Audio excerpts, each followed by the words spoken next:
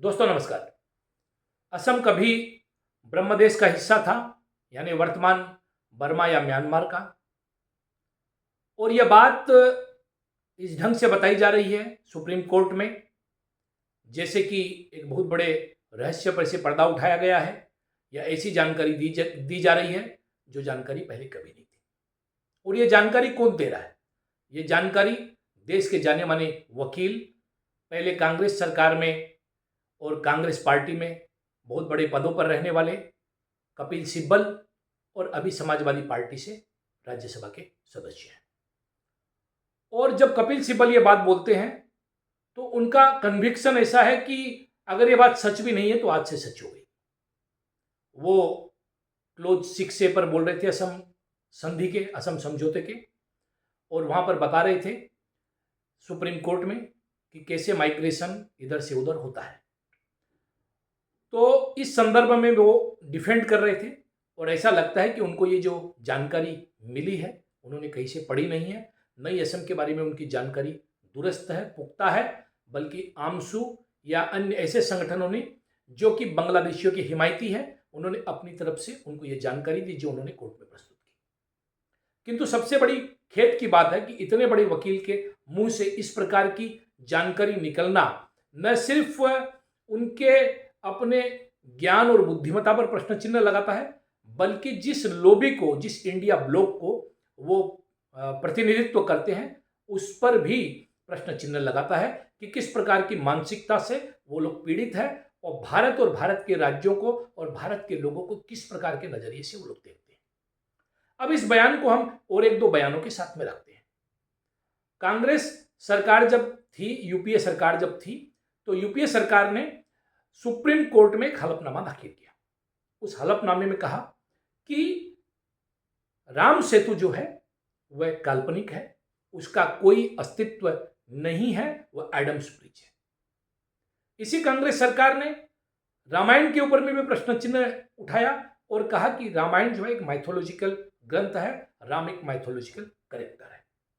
तो इस प्रकार की जो बातें हैं, जिन बातों से भारत के लोगों की, भारत के विभिन्न राज्यों के लोगों की संवेदनाएं जुड़ी होती है और जिनसे संवेदनाएं जो है आहत होती है, इस प्रकार के बयान, इस प्रकार के हलफनामे केवल एक समुदाय विशेष को खुश करने के लिए, तुष्टीकरण करने के लिए, वामपंथी विचारधारा को बढ़ाने के लिए निरंतर जो कांग्रेस और उसके सहयोगी दलों द्वारा दिए गए हैं, उसका ही परिणाम है कि 2014 के बाद शनैः शनैः कांग्रेस भारत के राजनीतिक परिदृश्य से खत्म हो गई।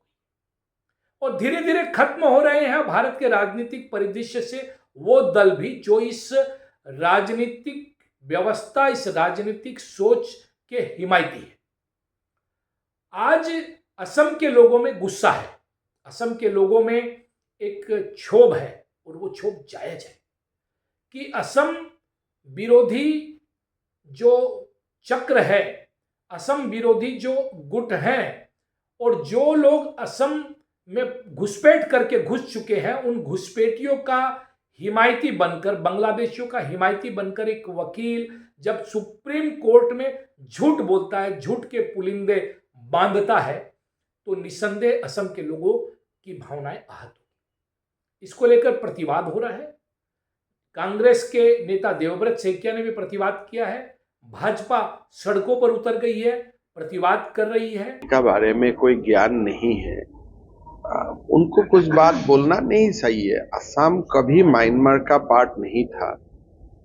म्यांमार से लोग आके असम को, एक समय असम का साथ क्लैश हुआ था अहोम का समय में, एक फॉर ए ब्रीफ पीरियड हम लोग उनका ऑक्यूपेशन जैसा सिचुएशन था, 1-1.5 महीना का।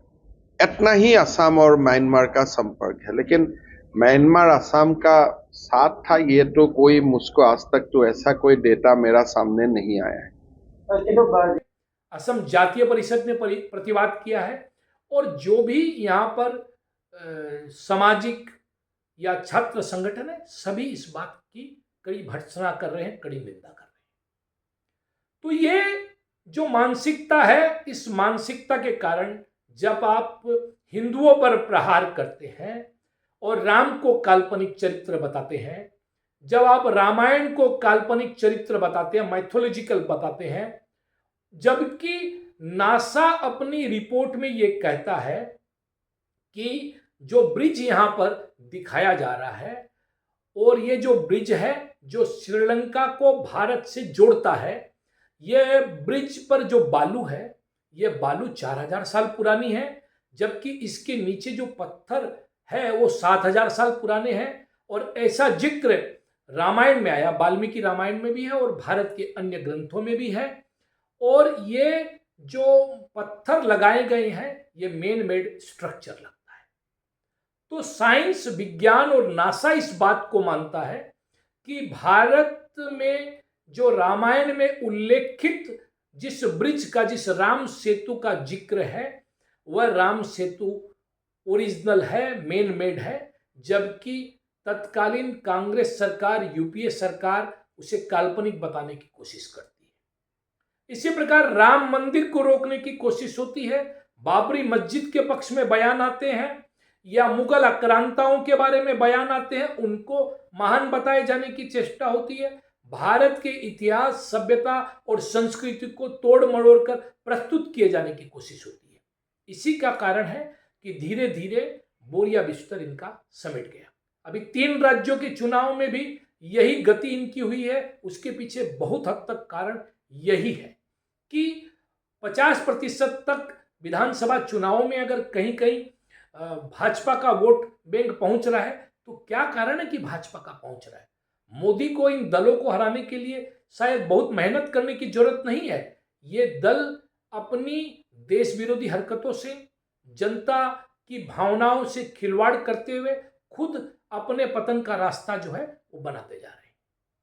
और ऐसा ही एक बयान जो असम के लोगों के बारे में इन्होंने दिया है, इसका असर निसंदेह आने वाले लोकसभा चुनाव में इनको दिखाई देगा और खासकर उस बेल्ट में दिखाई देगा जहां पर जो है स्थानीय लोगों का, असमिया भाषियों का जो है एक कंसंट्रेशन ज़्यादा है, जहां पर ये लोग ज़्यादा है।